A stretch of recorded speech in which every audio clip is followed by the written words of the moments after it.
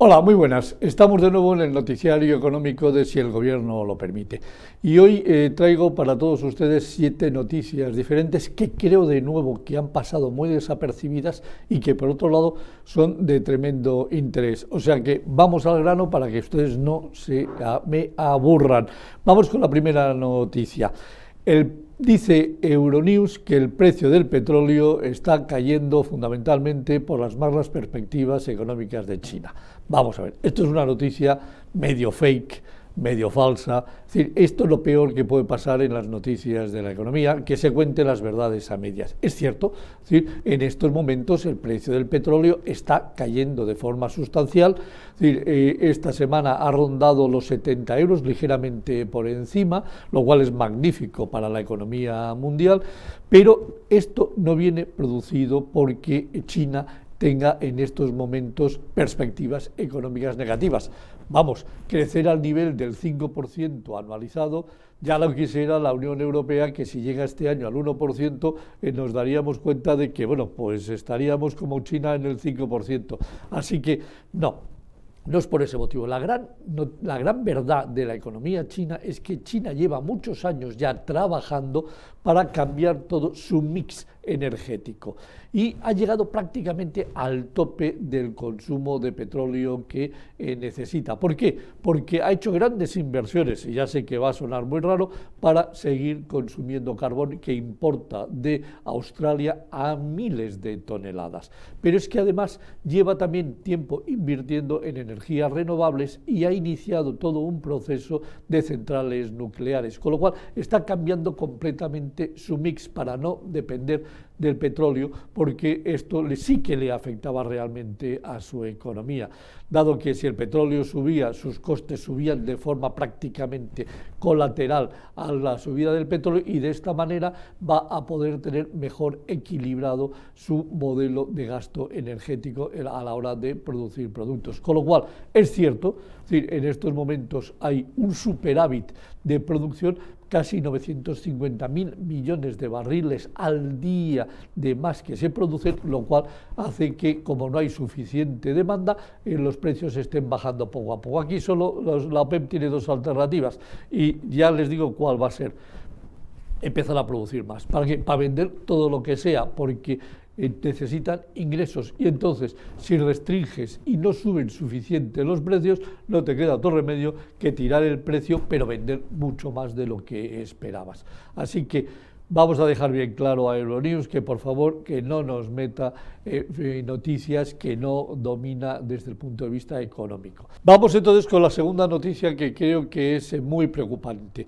La publica el diario El Debate y nos dice que hay exactamente un récord de concursos de acreedores entre las pymes, y que esto viene fundamentalmente provocado por el alza del salario mínimo y de las cotizaciones.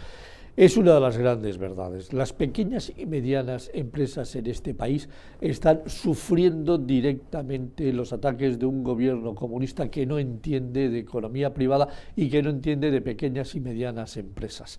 Las subidas de los salarios mínimos, es decir, está provocando, pues la falta de competitividad de esas empresas, que si a eso le añades la subida de las cotizaciones empresariales, resulta que se juntan el hambre con las ganas de comer. Por lo tanto, ¿qué está pasando? Con los datos que facilitan los registros a cierre del mes de septiembre, resulta que nos hemos colocado prácticamente con el número mismo de concurso de acreedores que teníamos en el 2013. Esto es una barbaridad. Es decir, del 2008 al 2013 desaparecieron en este país más de 200.000 pymes. En estos momentos, unas directamente en concurso y otras, que cerraron sus actividades porque no podían sostener sus negocios, y como no tenían deudas, el cierre se produce sin ningún tipo de problema.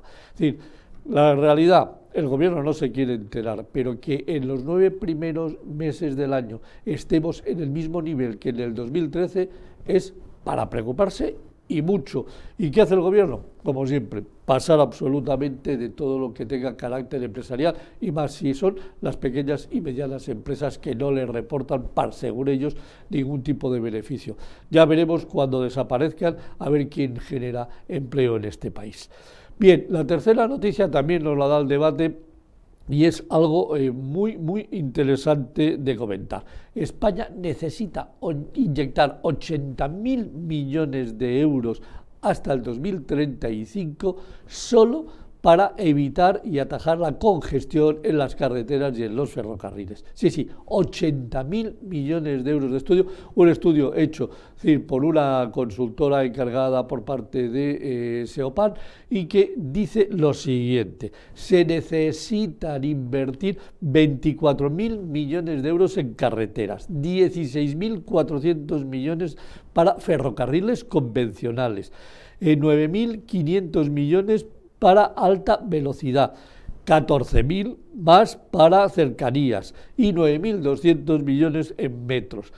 Esto solo para mantenimiento y evitar congestión en carreteras. Pero si quisiéramos modernizar y tecnológicamente todas nuestras redes, necesitaríamos otros 57.000 millones de euros. Es decir, estamos hablando que de aquí al 2025 necesitaríamos invertir muy cerca de los 150.000 millones de euros, a razón de 15.000 millones de euros al año. 15.000 millones no los invierte la administración pública de este país ni harta de vino en un año completito, como para en estos momentos multiplicar por 2. Vamos a tener un problema muy serio en el tema de infraestructuras. No nos olvidemos que desde el año 1995 hasta el 2022 el gasto público creció un 216%, mientras que la inversión en infraestructuras solo creció un 68%. Y por eso está el problema que tenemos en estos momentos, por la falta de inversión que hemos tenido durante todos estos últimos 28 años, que no hemos metido prácticamente nada de lo que deberíamos, solamente en mantenimiento. 150.000 millones nos espera por delante, a ver de dónde los sacamos si no queremos empezar a tener otro tipo de problemas más serios. Vayamos a por la cuarta noticia, que va a ir muy encadenada con la quinta, que es el tema del gasto público. El Instituto de Economía de la Francisco de Vitoria, que dirige José María Rotellar, que es uno de los mejores economistas de este país, se ha rodeado de una cantidad de expertos para sacar un informe en el que nos cuenta que el crecimiento del gasto público, utilizando con datos oficiales del INE, que es como se tiene que trabajar en este tipo de cosas, el gasto público se ha multiplicado por 4, es decir, a lo largo del tercer trimestre de este año, y no para de crecer desde el año 2018. ¿Esto qué está provocando? Bueno, pues está provocando el que ese crecimiento del gasto público nos lleve a un crecimiento bestial de los impuestos, y a pesar de todo, que estos no sean suficientes para pagar todo el gasto público, con lo cual generamos un déficit cada día más abultado que solo podemos financiar de una manera, y esa manera se llama deuda. ¿Esto qué está haciendo? Eso sí, está haciendo una cosa muy clara: ayudar al crecimiento del Producto Interior Bruto. Por eso, la mayoría de los economistas que estamos en este mercado y que queremos que todo el mundo lo entienda, el PIB no crece porque la economía esté creciendo, está creciendo única y exclusivamente porque crece el gasto público. Bueno, no única y exclusivamente, de forma sustancial. Yo hace poco publiqué un artículo en el que demostraba que el 56% del crecimiento en el tercer trimestre del crecimiento del Producto Interior Bruto venía por el incremento del consumo público, y el incremento del consumo público es ni más ni menos que gasto público. Y de aquí viene la quinta noticia, en la cual es un artículo mío en el cual explico que España es el tercer país con mayor crecimiento en consumo público, es decir, en gasto público, en el tercer trimestre del año 2024. ¿Qué han crecido los demás? Pues muy sencillo. Europa, la eurozona, está creciendo a ritmos del 0,5%, España a ritmos del 2,4%. Pero este crecimiento nos coloca en el tercer puesto detrás de Malta y detrás de Chipre. Ahora, dos minúsculos estados que tienen poca importancia. Pero lo problemático es que nuestro consumo público crece 3,7 veces más que Francia, que es el gran gastador público de toda la Unión Europea, aunque dentro de poco a este ritmo le vamos a sobrepasar, y crecemos 5,5 veces más que lo que crece el consumo público en Alemania. Pero hay una cifra que es espectacular. De todo el crecimiento de la eurozona, del gasto, del consumo público, España supone el 46% de ese crecimiento. Esto es una barbaridad que la iremos y la vamos a pagar seguro, dentro de muy poco, y la vamos a pagar tremendamente caro.